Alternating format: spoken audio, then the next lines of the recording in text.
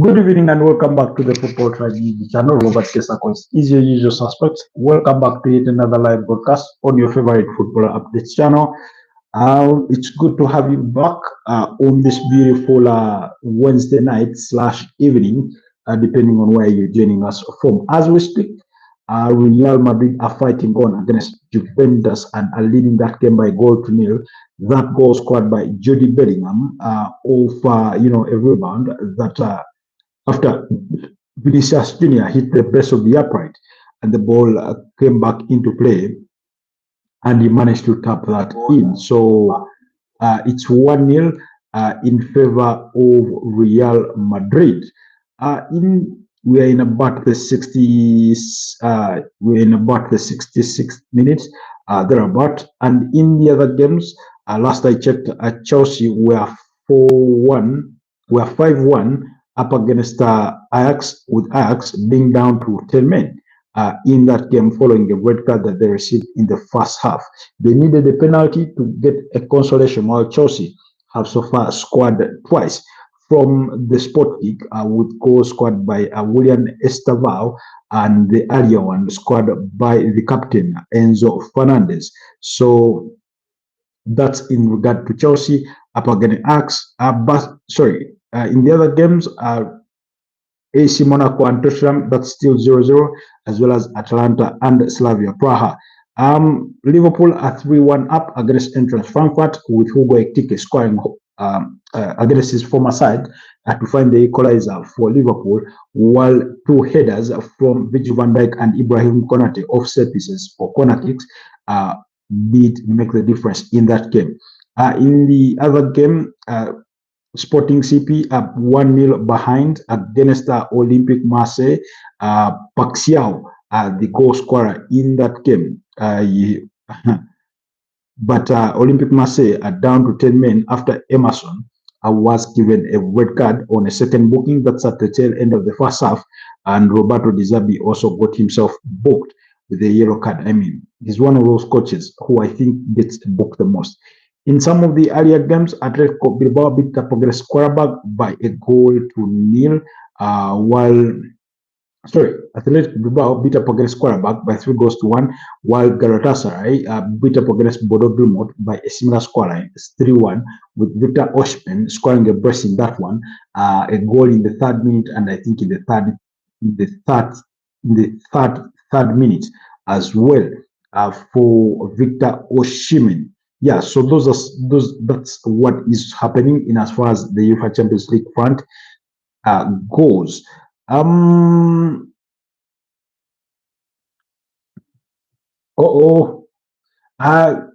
Real Madrid and Juventus game has been interesting, even though goals had eluded both sides for the better part of the game, with goalkeepers being called into action.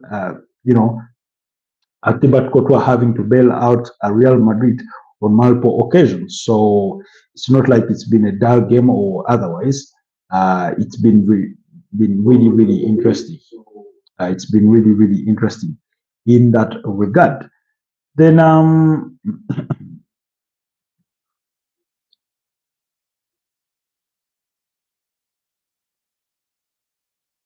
in the Liverpool game, Jeremy Frimpong suffered what appeared to be a muscular injury, so he will be assessed after the game. That's news that came through from Fabrizio Romano in that regard. But yeah, we will keep you abreast on everything in that regard. For those of you that have recently subscribed to the channel, welcome to the Football Tribe UG community. It's a pleasure to have you around.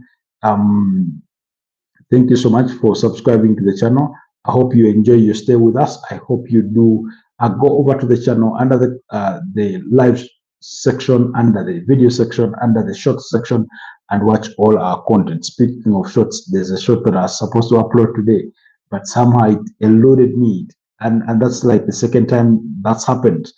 It's like the second, or actually not just the second time. It's happened on multiple occasions where I record content, edit it, share pieces of it on TikTok and other social media platforms, and then I forget. upload it to our YouTube channel, but we will do better on that. But Liverpool have scored the fourth goal. Liverpool have scored the fourth goal with Florian Wirtz providing the assist for Cody Gakpo to find the back of the net. So Liverpool are into a 4-1 lead against Eintracht Frankfurt. Looks like they are redeeming themselves, and quite in spectacular style, with that kind of scoreline from that side. I remember Liverpool are off the back of 4 consecutive defeats across all competitions, with 3 of those coming in the Premier League and the other being in the UEFA Champions League against Galatasaray. Now they are 4-1 up against Eintracht Frankfurt. Real Madrid are making some changes, are bringing on Eduardo Camavinga, so be keen on that one. In case you find my feed slightly behind yours in regards to what I'm communicating to you, please bear with me, because bandwidth sometimes fails me, and my feed lags are behind quite a bit. But nonetheless, thank you so much for being part of the broadcast. Kindly like the broadcast. Do not forget to leave down a comment in case you have anything to submit. Let me just also make sure that YouTube is not filtering anything out, so that I do not miss any reaction whatsoever in case it's come through from your end. So yeah, of course, the other game that I did not mention about is Bayern Munich are busy beating up against Braga, or Club Brugge, as pretty much expected. Hurricane among the goal scorers, while Luis Diaz and Karl, the youngest goal scorer for Bayern Munich in the UEFA Champions League, breaking that record that had been set by Jamal Musiala, who's been out injured ever since the FIFA Club World Cup, following a broken ankle there. Meanwhile, here, somebody has been forced into an immaculate save. That's the Juventus goalkeeper, Michel Di Gregorio. Yes, Michel Di Gregorio has been forced into a brilliant double save in the last couple of minutes. Real Madrid trying to push on to find that second goal to seal this victory. Like I've said, today they've looked sharp going forward, but they've not been clinical.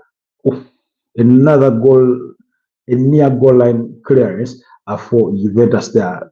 Looks like Real Madrid are turning up the heat. Juventus have had their chances, including a 1v1 that did fall in the lap of Dusan Blajovic, but he was unable to capitalize, with Thibaut Courtois coming to Madrid's rescue with a brilliant, stopper there.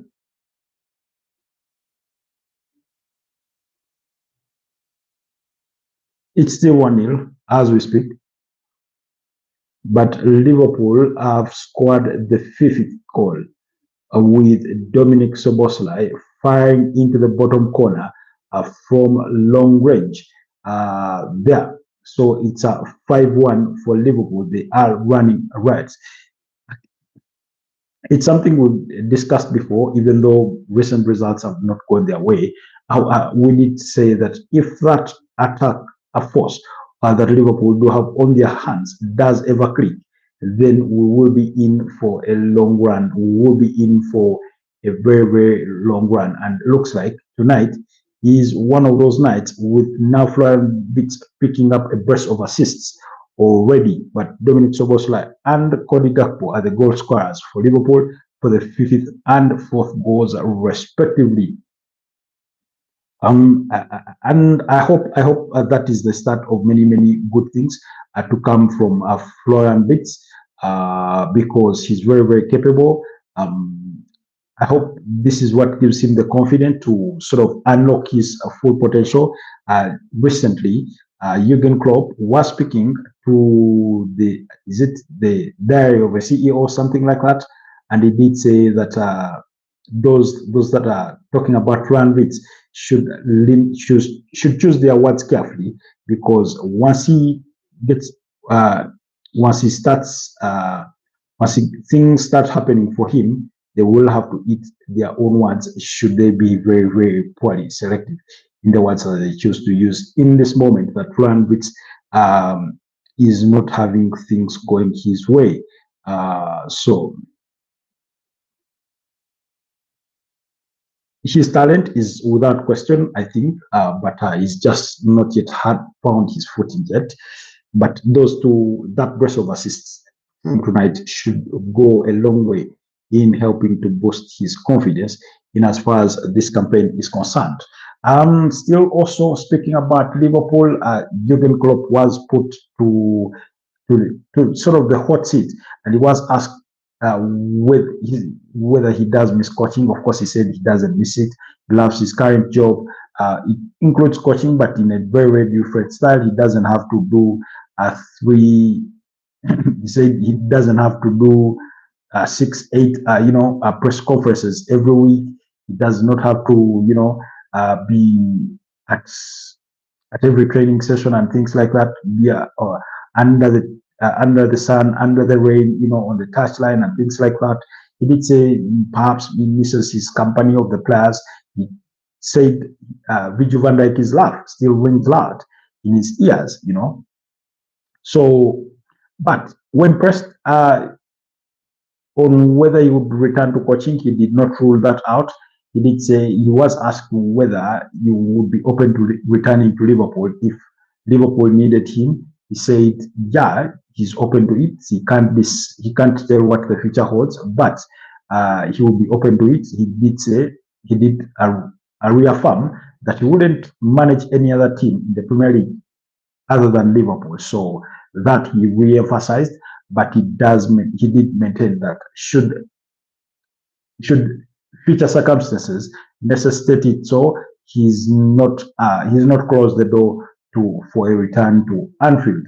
But yeah, he doesn't really miss it that much, or he doesn't miss it at all. He feels and he did say that at the age of 58, most people will say that you're still young for a coach. You're still young, which is true. But he says, yeah, he's in the right role now. I think he's the head of football at Red Bull Group. So remember, Red Bull have multiple clubs: New York Red Bulls, RB Leipzig in the German Bundesliga. They have Red Bull Salzburg from Austria, and things like that. So he is the head of football in sort of a similar role that Edu Gaspar Dawood is serving under Evangelos Marinakis, who owns Nottingham Forest, Olympiacos, and Rio Ave in Portugal. Now, guys, by the way, apologies on that very note.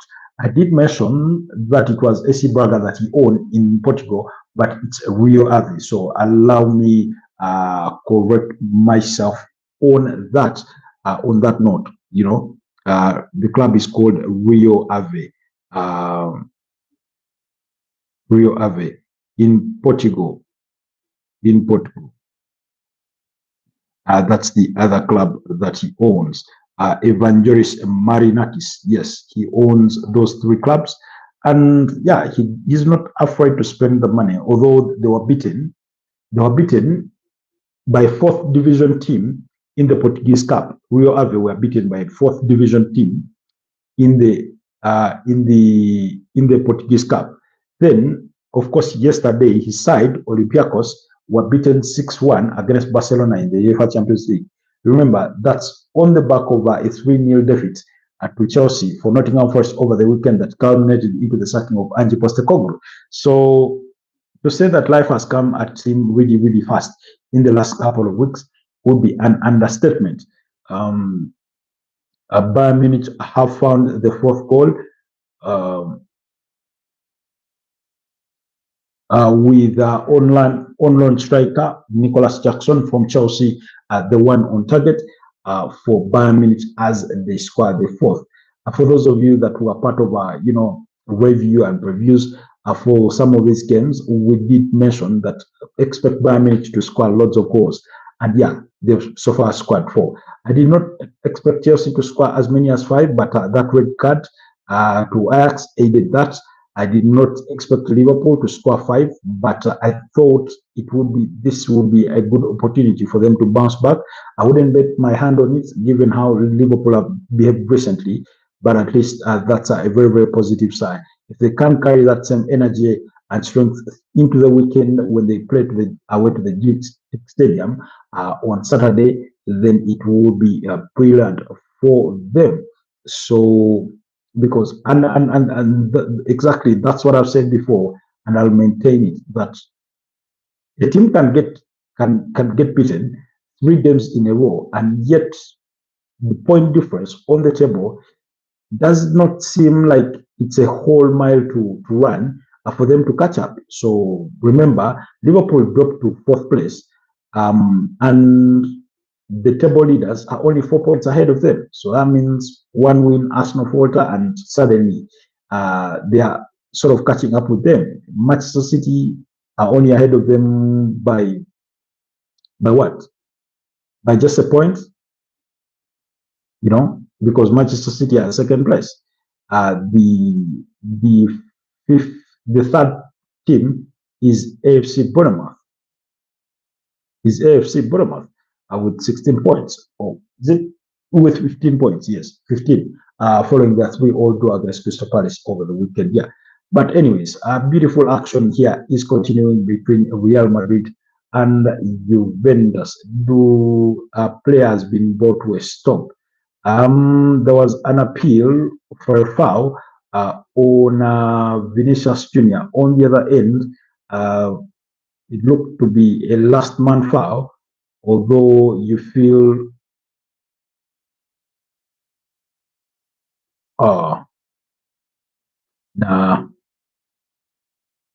player wins the ball fast, cleanly, and then he goes on to, the fall through catches Vinicius Junior's legs and he goes to the ground. But earlier, before that very challenge, there was a tag on Vinicius Junior's shirt, which he was claiming. That tag was there, but it happened so quick. The sort of pull and release without holding on to somebody for so long to warranty the action of the referee. That's what really, really happened.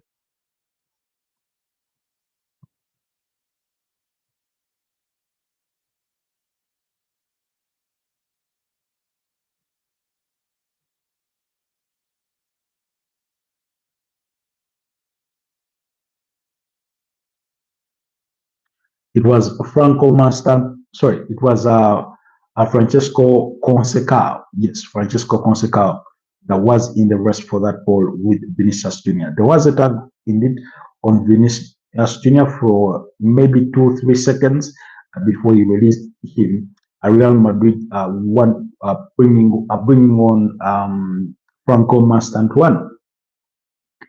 Meanwhile, Real Madrid's Endrick is set to leave the club on loan in January as he wants more guaranteed playing time ahead of the 2026 FIFA World Cup. So we will keep eyes on that.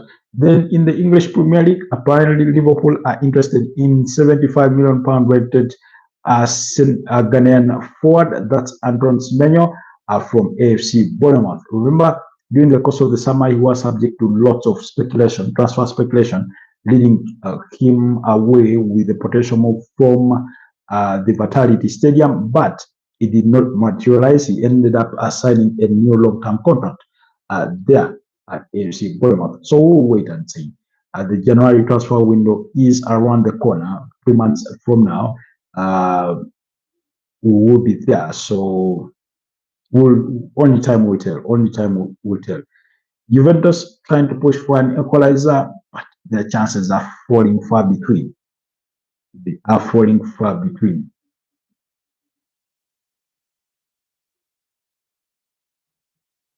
Franco Mastantuano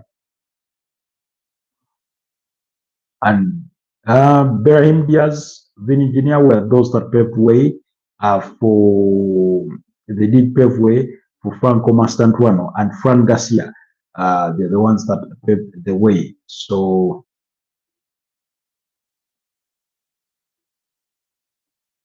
But yeah, beautiful game of football.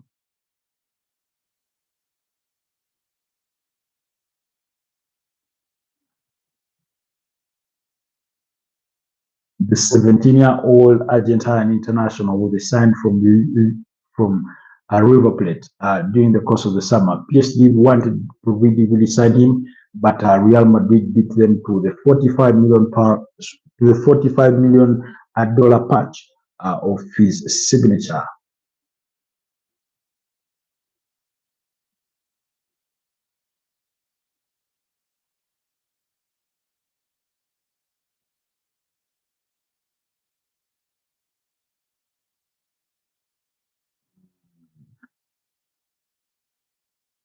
Uh,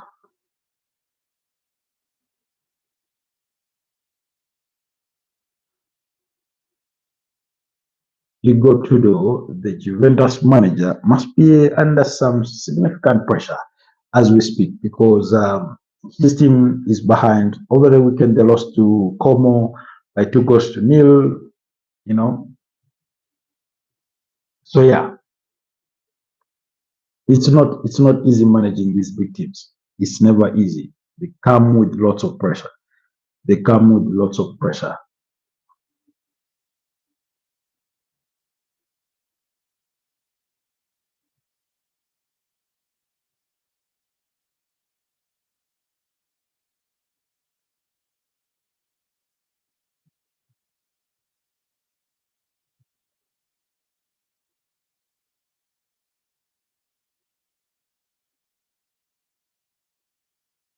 Oh,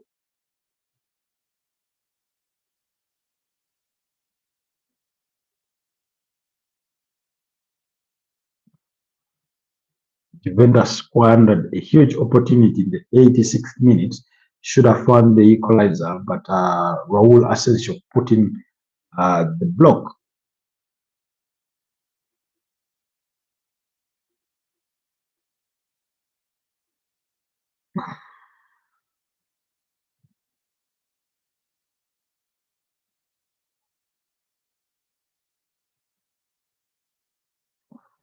Wow.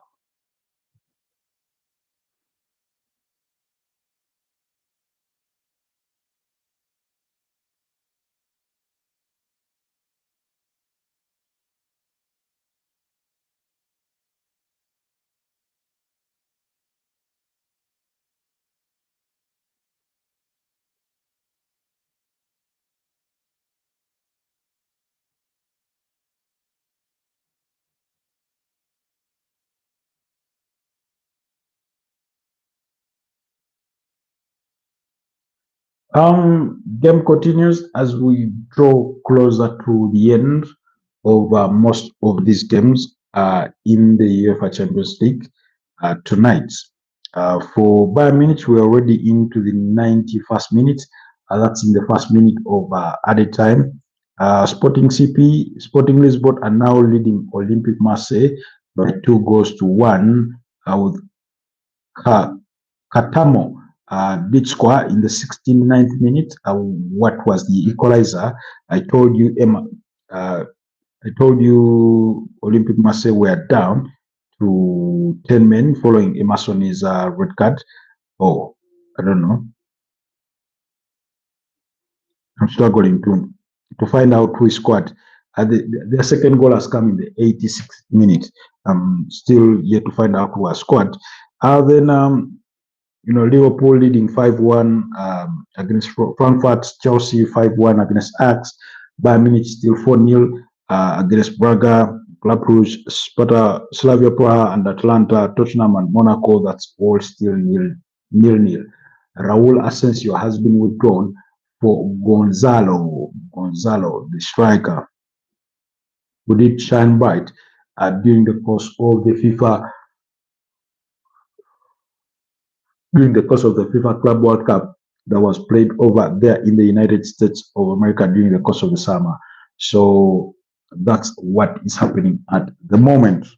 We are looking for the conclusion of this game, which will be soon. There haven't been too many stops in the course of this game, so I do not suspect that too much stoppage time will be added. there's not been many stops in the course of the game itself.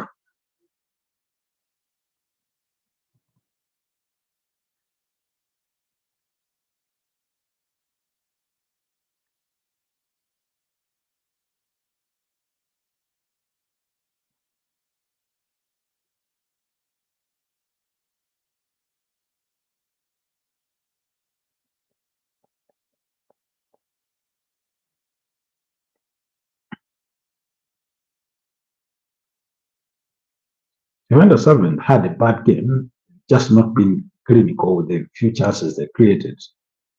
But also Thibaut Courtois has been up to the challenge tonight.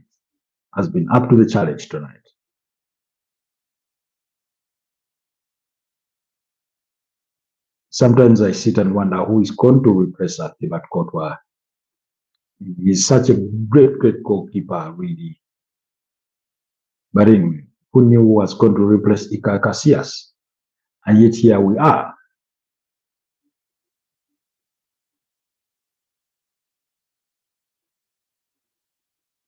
Yet here we are.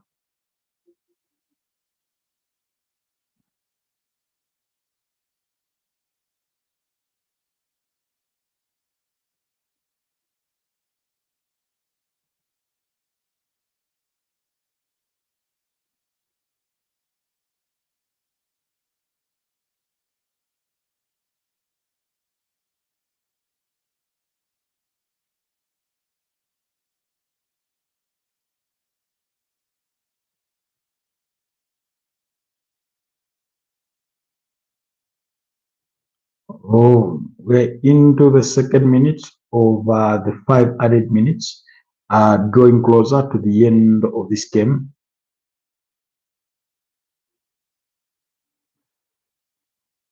Hey, I mean,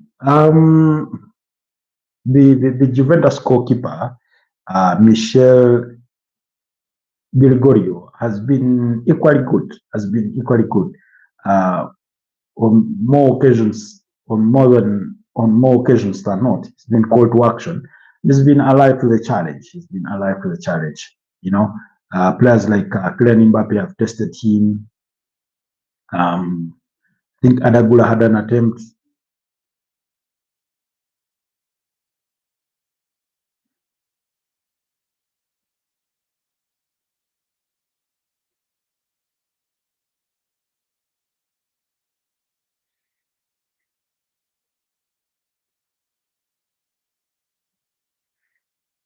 Edging closer and closer to the end of this game. Then we will be seeing what it all means, what all these results mean on the UEFA Champions League group stage, or league format standings. Remember, it's a total of 36 teams grouped in 4 pots of 9 teams each.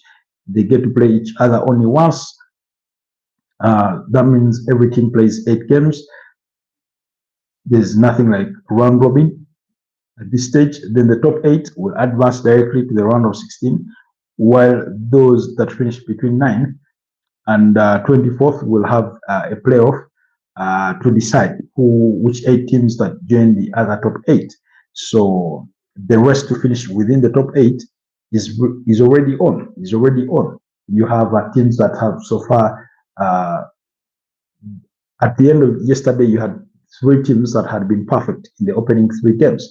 Who had won 3 out of 3. That's PSG, Inter Milan, and Arsenal. So those joining them, Bayern is Bayern Munich, and I think Real Madrid tonight. So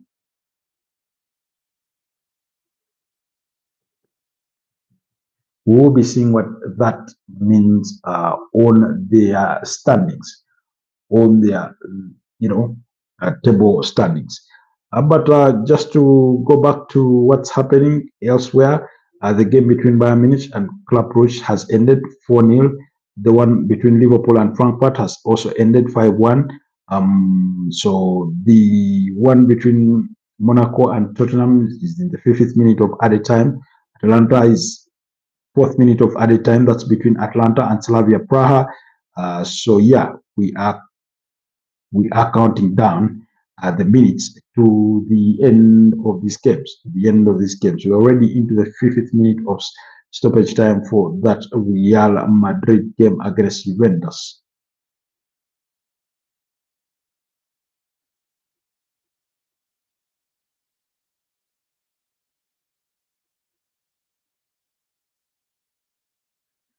By the way, if Real Madrid win this, which I believe they are on the verge of winning it, my man of the match could be Thibaut Courtois, because I believe he's been that good. He's been that good on the night.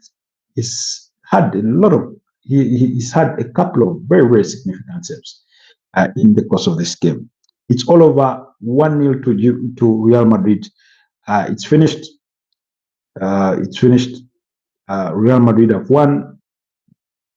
And let's see what that means on the league table.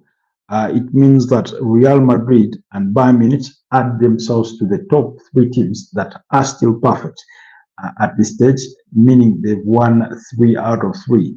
So that's PSG, Bayern Munich second because of better goal differences. Inter Milan, Arsenal, and Real Madrid are all perfect with 3 wins out of the opening 3 fixtures.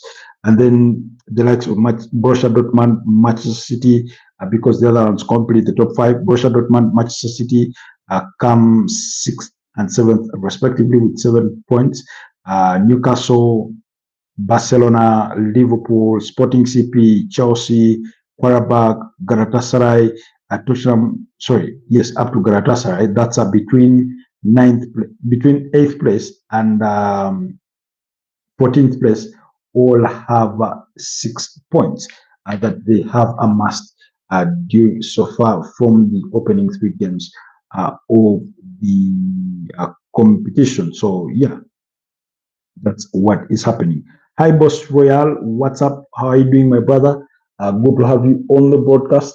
Again, I do not know why, YouTube is filtering out my comments, because I had it in your comments. Boss Royal, you say Chelsea, Chelsea. What's up, my man? Chelsea, ole, Chelsea.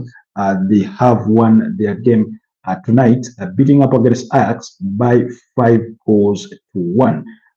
Like I said, Ajax were reduced to 10 men when Tyler was given a straight red card after just a quarter an hour.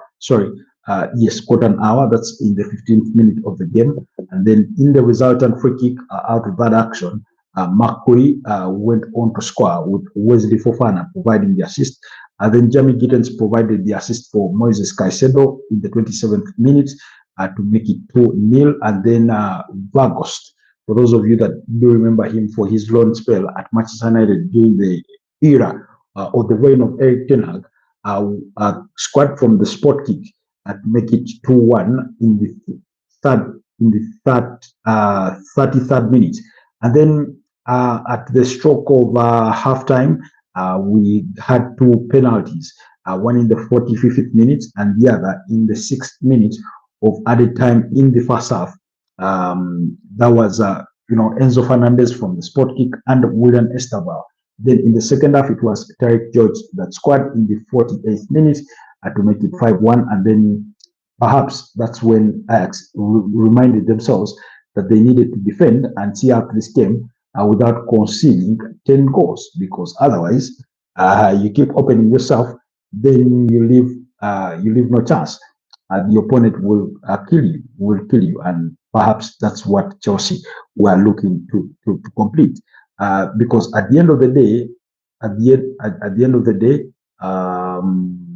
goal differences may stand to count.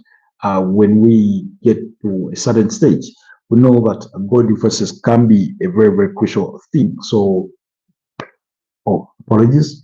There's a mosquito roaming around my head. Apologies on that one. Anyways, so yeah,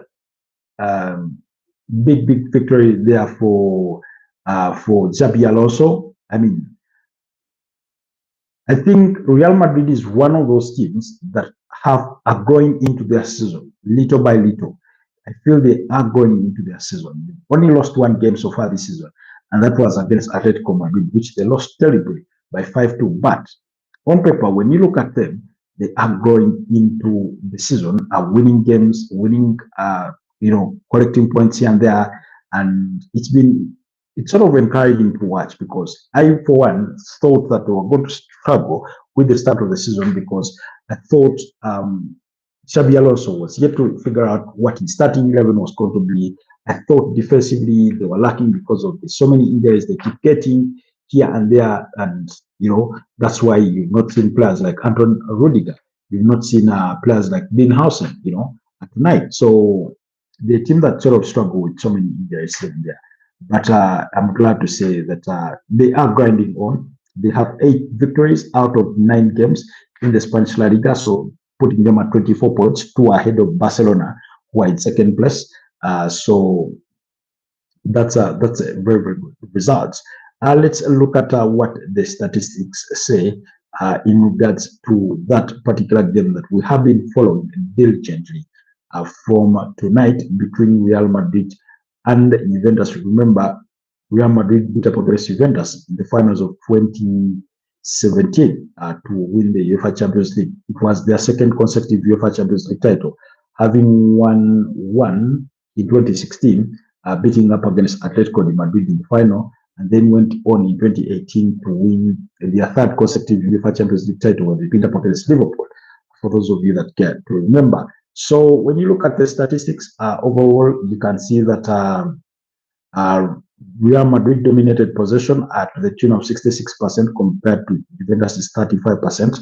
Wouldn't have expected Juventus to be dominant in possession. Shots on target, Real Madrid had 10 and Juventus had 4. Now that tells you the kind of work both goalkeepers had to do on either end. Then shots of target were 6-3 in favor of Real Madrid. Then blocked shots were 12 for Real Madrid and 6 for Juventus. Then corner kicks were 13 for Real Madrid and only 6 for Juventus. So you can see that Real Madrid were dominant. But like I said, Michel Gregorio was a very, had a standout performance, or an outstanding performance. On the other side, making a total of 8 saves. Thibaut Courtois made 4 saves. So you can see that the 4 shots that were on target for Juventus all culminated into Thibaut Courtois making the save. So that's why, for me, I would go with Thibaut Courtois as my man of the match, although take nothing away from Adagula. I thought he was very, very good in that midfield, the attacking midfield kind of phase. I thought he looked really, really sharp tonight. So yeah, a beautiful, beautiful game of football. So those are the final results from today in the UEFA Champions League. We will try and do not forget, tomorrow is Thursday. So that means UEFA Europa League, UEFA Conference League action will be coming our way really, really thick and fast. So some games will kick off at 7:45 p.m. That's in the UEFA Europa League. Let me see if there's some games. Okay, can we go through the fixtures? Oh, okay. For some of the games that you should look out for, at 10 p.m., Nottingham Forest, who are going to be under the charges of Shondage for his first game, will be up against FC Porto. They will be at home. Young Boys will be up against Ludogorets. Malamo will be up against Dinamo Zagreb, while Maccabi Tel Aviv will take on Midtjylland. Lille will be up against PAOK, while Freiburg will take on Utrecht. Celtic will be at home against Sturm Graz, while Celta Vigo will be at home against Nice. AC Roma will be at home against Victoria Pilsen. That's for the games that will kick off at 10 p.m. East African time. And in the early kickoffs, you have Braga, who will be up against Crvena Zvezda, while Olympic Lyon will be up against FC Basel. Aston Villa, who have been perfect in their opening 2 games, will be playing away to go ahead Eagles.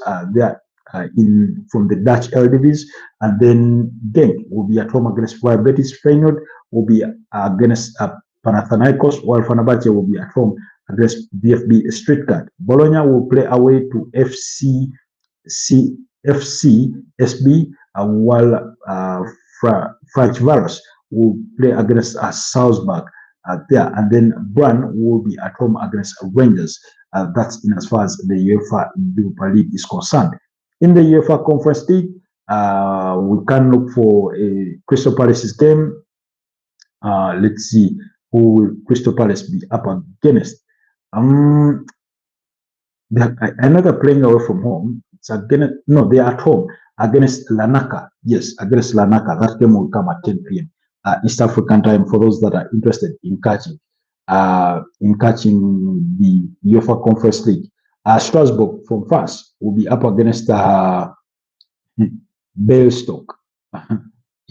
Anyways, we will leave those teams at that because that's the kind of the kinds of teams that you get in the UEFA Conference League. Some names you will even be hearing for the first time. Some will be very, very difficult to pronounce, and things like that. Nonetheless, somebody has said that Ajax last played serious football under Erik ten Hag. Last season they squandered the league title, they squandered it to PSV. So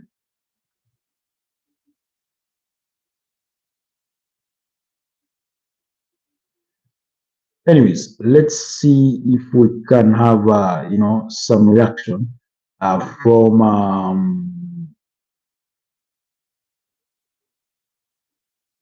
let's see if we can have more reaction from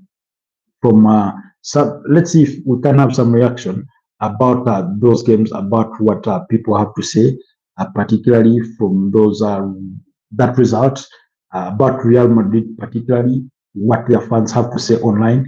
Usually we check online for their reaction for that game for Real Madrid against Juventus. What are their thoughts about who was the standout player? I mean, Jude Bellingham's call, I do not know whether the English media is going to pick up on it and say, well, you see, that's why, Thomas Tuchel should have summoned him and things like that, because they tried to really, really make it a fuss or make it try to make a big point about it. And yet I thought for a player that was just returning from injury, I mean, she wasn't in the best of form. If you want the best players to be summoned, usually for the national team, majority of players are summoned based on their current form and less about their pedigree on the national team, And even if it were to be about his pedigree on the national team, Jude Bellingham doesn't really have it. Doesn't have it,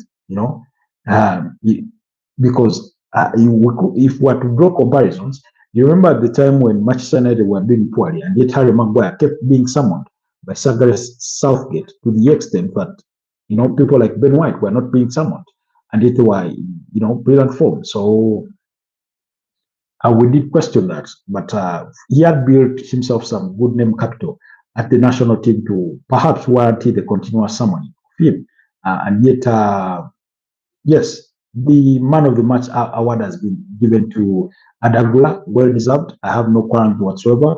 Although, in my view, maybe I would have gone with Thibaut Courtois because he kept Real Madrid in the game in different moments. If it had ended in a draw with the same sort of statistics, similar, I would have gone with the Juventus goalkeeper, Michel Gregorio. So, yeah, he did. Adagula did deserve it. He had let me see his player rating. He had an 8.6 player rating, and Thibaut Courtois had an 8.0 rating. Alvaro Carreras has an 8.2. Eder Militao has an 8. Jude Bellingham has an 8.6. Kylian Mbappe has an 8.3. So, some very, very good performances across the Real Madrid, inter 11. But like I've told you, Enric, not Enric Lamar. I do not know why every time I get to mention Real Madrid's Enric, I end up saying Enric Lamar, as if I'm talking about a musician. But yeah, and Enric will seek a move away from Real Madrid, at least on loan. in January to get more playing time to see if he can get his name, to the squad of the Brazilian national team. Remember when Akala Ancelotti was summoning his first squad for the Brazilian international team, and he said he didn't summon Henry because he wasn't playing enough for his club, and yet he had just part ways with Real Madrid as he was the manager there. So the irony of him wanting us to ask who should have given him that playing time, and yet it was supposed to be him. You know? But yeah, then let's look at the game for Liverpool. Yes, Liverpool had I mean, a very, very brilliant performance. Very brilliant performance. I did not get to watch the game in itself because, like I informed you yesterday, our focus was always going to be on the game between Real Madrid and Juventus because I thought it was the biggest game of the night. But yeah, looking at Liverpool's statistics, like I've told you, Florian Wirtz has gotten himself a brace of assists. Dominic Soboslai scored one and provided the assist for Ibrahim Konate's goal. Then Cody Gakpo provided an assist for Virgil van Dijk's goal. Then Andy Robertson provided the assist for Hugo Etike's goal that was the equalizer to cancel out Christiansen's opener. Looking at the statistics from the match, you could see that Liverpool were really, really dominant with 14 shots on target compared to Frankfurt's one. That's a very dominant performance. They only had 3 shots off target. So that tells you how clinical they were tonight or how very effective they were tonight. And when you look at their starting 11, Mo Salah was dropped. Mo Salah was dropped. He only came on for Hugo Etike. He started with a more or less a 4-4-2 kind of system, depending on which way you want to interpret it. But he had Georgie Mamadashvili, Andy Robertson, Virgil van Dijk, Ibrahim Konate, and Jeremy Frimpong. Like I told you, Jeremy Frimpong suffered what appeared to be a massive injury, and they brought on Conor Bradley. Then he was withdrawn as early as the 19th minute. Then you had Cody Gakpo, you had Curtis Jones, and Dominic Soboslai, and Florian Wirtz. So that means Frank McAllister was also sacrificed. Hugo Etike and partnering up with Alexander Isak, but it was, Etike that could, but it was Hugo Etike that got the bragging rights over his fellow striker Alexander Isak.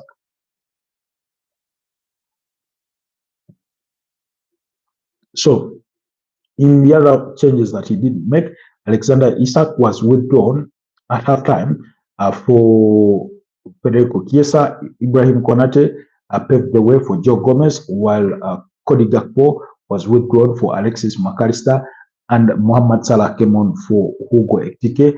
Those latter 3 changes were made in the 74th minute of the game. But yeah, very, very good result for Liverpool. I want to take back home and should bring a lot of joy to Liverpool fans, the kind of joy that they've not had in the last, sort of space of almost a month, when you factor in the international break. They've not had that smile on their faces.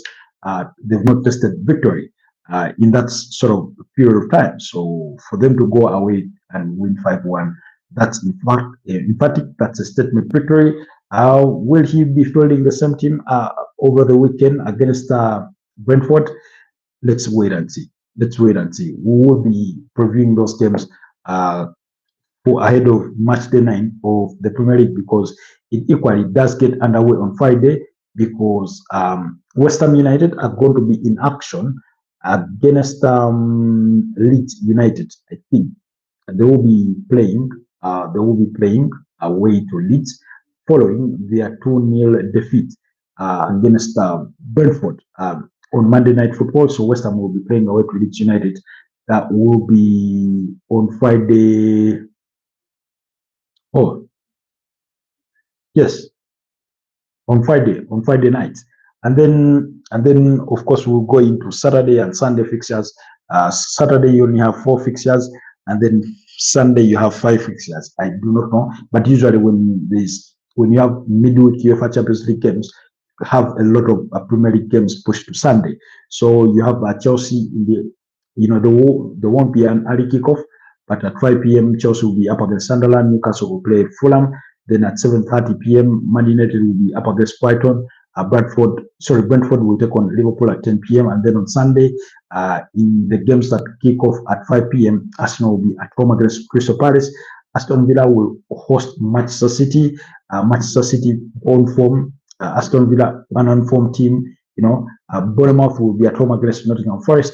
Wolverhampton Wanderers will be at home against Burnley, while in the late kickoff of Sunday will be between Everton and Tottenham Hotspur. So do look out for those fixtures. Do not. We'll get to preview them and discuss them in the coming days. But for now, that's been the action from there. From the UEFA Champions League. But just to return to the UEFA Champions League briefly, maybe we can also take a look at Chelsea. But like I said, once Juventus were given that red card, you always thought that Chelsea, also being at home, were just going to run right with the game, and indeed they did that. They had 10 shots on goal, only 4 off targets. Dominated possession by 66%. They had as many as 11 corner kicks.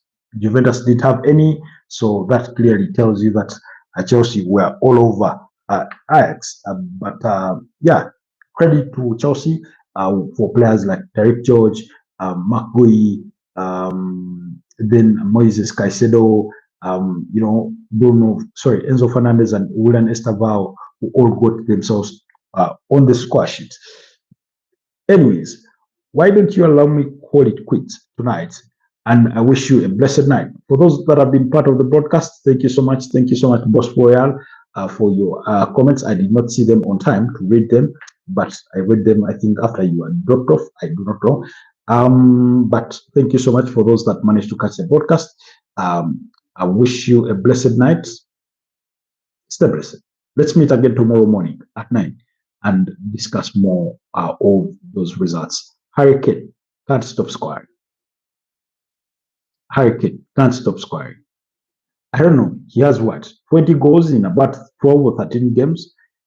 Hurricane, in terms of stats for this season, is just impressive. It's just been impressive so far this campaign. Like when you look at in the UEFA Champions League, in addition to tonight, he had 4 goals in 2 games. So add on tonight, 5. In the German Bundesliga, 7 games, 12 goals. I mean, it's just impressive. Then in the DFB Pokal, 1 game played, 2 goals, just scoring for fun. Scoring for fun. But that's it for me for now. Stay blessed, and I'll see you guys tomorrow. Bye-bye.